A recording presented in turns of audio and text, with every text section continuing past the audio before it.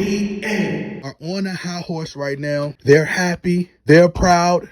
They're excited. The fans are excited. They're thrilled because it's being reported that the RBA generated 4.5 million views for the in-season tournament. Now, you have fans who are defending the RBA more than a lawyer. They're saying, and you had stupid fans in the comment section telling me that it was going to flop. I'm like, bro, duh, clearly. In my opinion, it was expected for that to happen. Reason being, they generated so much hype around the tournament. You put the Los Angeles Lakers, LeBron James, who's backed by the machine, who's backed by the LBJTQ, the Bronze Sexual Coalition. LeBron James is one of the most popular athletes in the world. Large part because he's loved, a large part is because he's hated. A lot of people love to see LeBron James lose, including me. It was expected because it piqued interest, intrigue, curiosity. Remove the Los Angeles Lakers next year and see if they still generate the same views. It's something new. People love something new. It's no different than you watch new YouTuber. You see a YouTuber on the come up. You love their channel. You love their content. And you watch it just about every day. You consume so much of it. In the beginning, you fall in love with the content. But after a while, we live in a microwave era.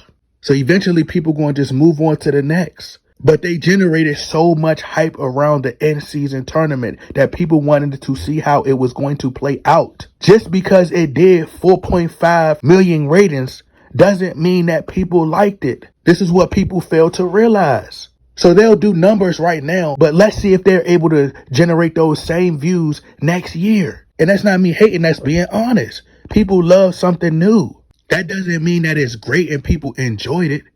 We just watched an in-season tournament that really has no true value. These players played all but 15 games throughout the season. It's the beginning of the season. Teams aren't tired. Their legs are still fresh. They aren't as competitive.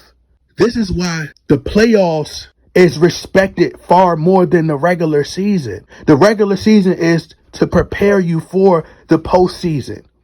This is when your legs are tired. This is when you got to step it up and go into God mode.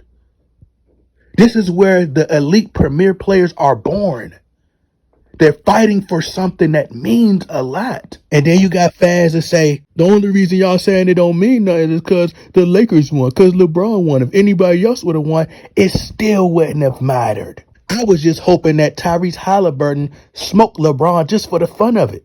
Because the RBA constantly rigged the league and altered the game for this man, and he still lose. But anybody else could win. And if they do win, nobody's going to give a crap.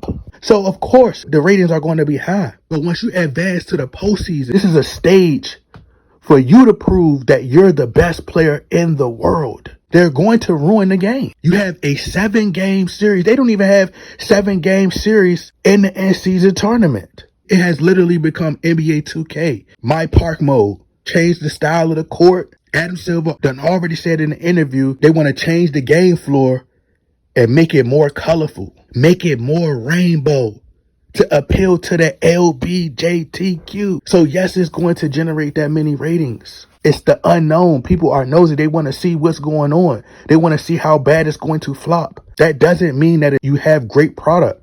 That's just like people try to tell me. They try to highlight how an artist does more sales in terms of music. If an artist outsells another artist, that doesn't mean that they're the better rapper. That doesn't mean that they're the better entertainer, the better artist. Ice Spice does more streams than J. Cole. Does that mean that Ice Spice is a better rapper than J. Cole? Does that mean that Cardi B is a better rapper than J. Cole? Does that mean that Meg Thee Stallion, all these artists better rappers than J. Cole? No. People love bubblegum rap. But the music with substance, it lasts forever. It's more memorable. It's more legendary. It has more lasting power. That's why we appreciate Michael Jordan and what he accomplished.